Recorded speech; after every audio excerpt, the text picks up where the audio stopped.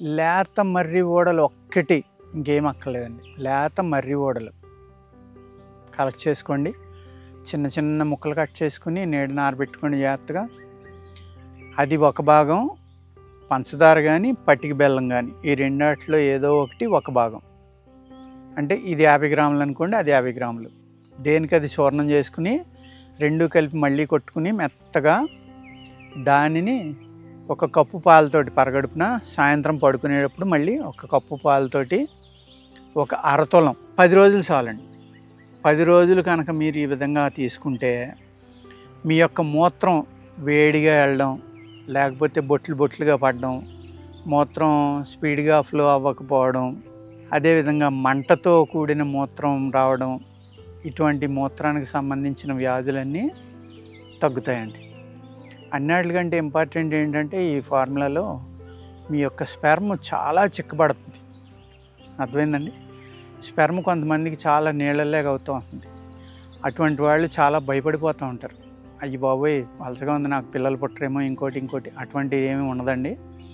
కానీ చిక్కబడడం వల్ల మీకు ఏదైతే మీ సెక్స్ సామర్థ్యం ఉందో అది పెరగడానికి, అదేవిధంగా ఆర్గాజంలో హయ్యెస్ట్ ఆనందం పొందటానికి ఉపయోగపడుతుందండి.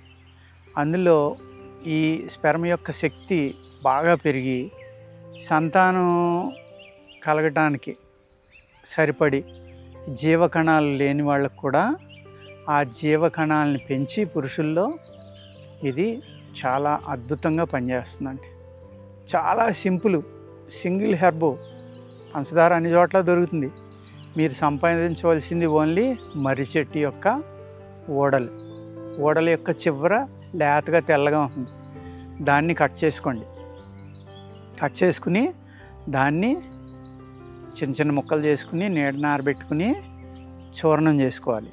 చూర్ణం చేసుకున్న తర్వాత ఆ చూర్ణం ఎంత అయితే ఉందో అంత పట్టిక బెల్లం కానీ, లేకపోతే ఏం చేస్తారు పంచదార.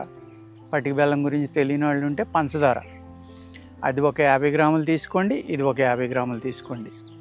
ఈ రెండు సమానంగా తీసుకుని చూర్ణం చేసుకుని ఉదయం ఒక అర స్పూను, సాయంత్రం ఒక అర స్పూను, ఈ రెండు ఏం చేయాలి, మీరు ఒక కప్పు పాలలో కలుపుకుని తాగాలి. ఉదయం పరగడుపున, సాయంత్రం నిద్రపోయే ముందు తాగండి. ఒక్క 10 రోజులు చాలండి. మీకు ఓపికండి ఎక్కువ రోజులు తాగితే చాలా మంచిది.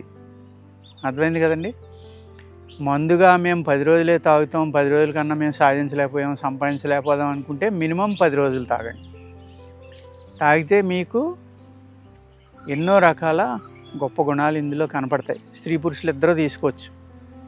తీసుకుంటే స్త్రీలకు కూడా ఈ యూరిన్ అనేది వేడిగా వెళ్ళడం, మంటతో కూడి వెళ్ళడం, అదేవిధంగా స్లోగా రావడం, ఫ్లో తగ్గిపోవడం.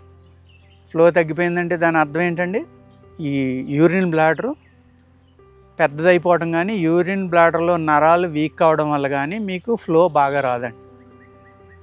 దానికి మళ్ళీ బలాన్ని ఇస్తుంది ఇది. దానికి బలాన్ని ఇవ్వడం వల్లే మీకు యూరిన్ ఫ్లో అనేది నార్మల్గా ఫ్లో స్పీడ్గా వస్తుంది. అంటే అనేక రకాల మూత్రవ్యాధులను తగ్గించడంలో ఇది ఒక అద్భుతమైన ప్రక్రియ అండి. కిడ్నీల్లో ఉన్న బ్లాకేజీని కూడా తగ్గిస్తుంది కాబట్టి, కిడ్నీలను కూడా శుద్ధి చేస్తుంది కాబట్టి మీ యూరిన్ యొక్క ఫ్లో పెరగడం అనేది జరుగుతుందండి.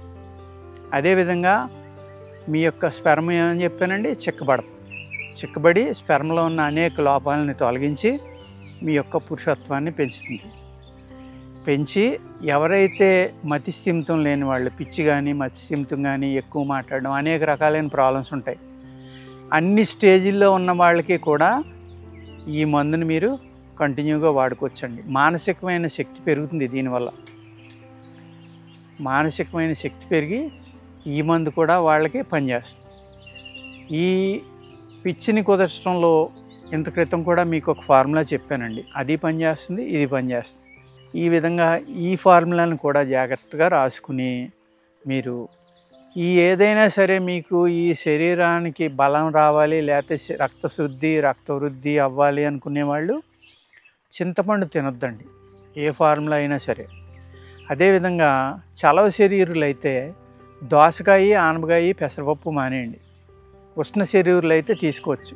ఉష్ణ శరీరులు గోంగూర పచ్చడి, పాత చింతకాయ పచ్చడి ఇటువంటి అతివేడి చేసే ఆహారాలను తీసుకోవద్దండి. లేదు అందరికీ మంచి పథ్యం కావాలంటే, అందరికీ అయితే కామన్గా చెప్పాలి అంటే ఆనపకాయ, దోసకాయ, పెసరపప్పు ఇలా అతి చలవ చేసే పదార్థాలు తినొద్దు.